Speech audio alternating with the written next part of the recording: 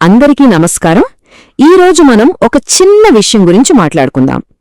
రోజంతా స్కూల్లోనో ఆఫీస్లోనో కష్టపడ్డాక మనకి ఎందుకంత నీరసంగా అబ్బా అలసిపోయామే అనిపిస్తుంది. దాని వెనకాల ఉన్న అసలు కథేంటో సరదాగా తెలుసుకుందామా? ఒక్కసారి ఆలోచించండి.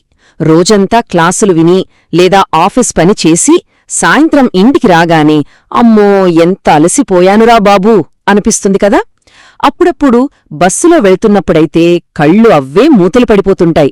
ఇది మన అందరికీ బాగా తెలిసిన విషయమే కదూ. కాని అసలు విషయమేంటో తెలుసా?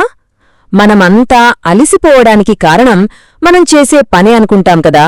కాని సైన్స్ ఏమంటుందంటే అబ్బే అది కాదు, అసలు కథ వేరే ఉంది అంటోంది. వినడానికి కొంచెం వింతగా ఉంది కదూ. ఏంటో ఆ కథ ఇప్పుడే చూద్దాం. సరే, మరి ఆ మొదటి ఆశ్చర్యకరమైన విషయమేంటో చూద్దామా? మన సైంటిస్టులు మన బ్రెయిన్ని బాగా పరిశోధన చేసి చూశారట. అప్పుడు వాళ్లకి ఒక విషయం తెలిసింది. అదేంటంటే మనం ఎంతసేపు ఆలోచించినా ఎంత కష్టపడి చదివినా మన మెదడు అస్సలు అలసిపోదట. అవును, మీరు విన్నది నిజమే. మనం గంటల తరబడి లెక్కలు చేసినా పెద్ద పెద్ద పుస్తకాలు చదివినా మన బ్రెయిన్ అస్సలు అమ్మో నేను అలసిపోయాను అని చెప్పదట. అదెప్పుడూ ఫ్రెష్గానే పనిచేస్తుందంట. ఇది చాలా ఇంపార్టెంట్ పాయింట్, బాగా గుర్తుపెట్టుకోండి. అయ్యో, మరి మన బ్రెయిన్ అలసిపోకపోతే మన శక్తి అంతా ఎటుపోతుంది? మనల్ని ఇంత నీరసంగా చేసే ఆ దొంగ ఎవరబ్బా? పదండి ఇప్పుడే ఆ దొంగను పట్టుకుందాం. చూసారా, మన శక్తిని దొంగిలించే దొంగలు వీళ్లే. మనసులో ఉండే చిన్న చిన్న టెన్షన్లు, కోపం, నన్నెవరూ పట్టించుకోవట్లేదు అనే బాధ, ఇలాంటి ఫీలింగ్స్ అన్నమాట. ముఖ్యంగా ఈ తొందరపాటుంది కదా, అంటే ఎగ్జామ్ హాల్కి లేట్ అయిపోతుందని పరిగెడుతున్నప్పుడు మన గుండె ఎలా దడదగాలాడుతుందో అలా అనమాట. ఈ ఫీలింగ్సే మన ఎనర్జీని మొత్తం జ్యూస్లా పిండేస్తాయి. ఈ భావోద్వేగ ఉద్రిక్తత అంటే ఏంటో సింపుల్గా చెప్తాను వినండి. మనకి భయంగా ఉన్నప్పుడు గాని, టెన్షన్గా ఉన్నప్పుడు గాని మనకి తెలియకుండానే మన భుజాలు పైకి లేచి ఒళ్లంతా బిగుసుకుపోతుంది. గమనించారా ఎప్పుడైనా? అలా జరగడం వల్ల మనం ఏ పని చేయకపోయినా సరే మన ఎనర్జీ అంతా వేస్ట్ అయిపోతుంది. ఈ విషయం మీకు ఇంకా బాగా అర్థం కావాలంటే మనం ఇద్దరు స్నేహితుల కథ విందాం. వాళ్ల పేర్లు రాహుల్, ఆశ. నేను మీకు క్లాస్లో టీచర్ కథ చెప్పినట్టు చెప్తాను, సరేనా? ఇక్కడ చూడండి, రాహుల్ ఎంత ప్రశాంతంగా రిలాక్స్గా కూర్చుని చదువుకుంటున్నాడో. కాని మన ఆశ పాపం ఎప్పుడూ టెన్షన్తోనే ఉంటుంది. అయ్యో ఎగ్జామ్లో ఫెయిల్ అయిపోతానేమో, చదివిందంతా మర్చిపోతానేమో అని తెగ కంగారు పడుతూ ఉంటుంది. నిజం చెప్పాలంటే మనలో చాలామంది ఎగ్జామ్స్ టైంలో ఆశలాగే ఫీల్ అవుతాం కదా. ఆ టెన్షన్ వల్లే మనకు చదివింది గుర్తుండదు, తొందరగా అలసిపోతాం. ఈ రూల్ మన చదువుకే కాదండి, ఆఫీస్లో చేసే పనికి కూడా వర్తిస్తుంది. అరవింద్ చూడండి, ఎంత ప్రశాంతంగా పనిచేసుకుంటూ అన్ని సమస్యలకి సొల్యూషన్స్ కనపడుతున్నాడు.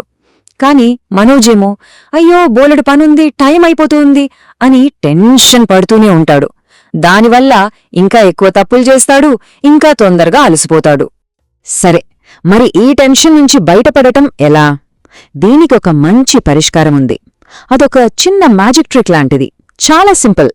ఎవరైనా నేర్చుకోవచ్చు. నేర్చుకుందామా మరి? ఆ మ్యాజిక్ ఏంటో తెలుసుకోవడానికి ఒక చిన్న విలుకారుడి కథ విందాం.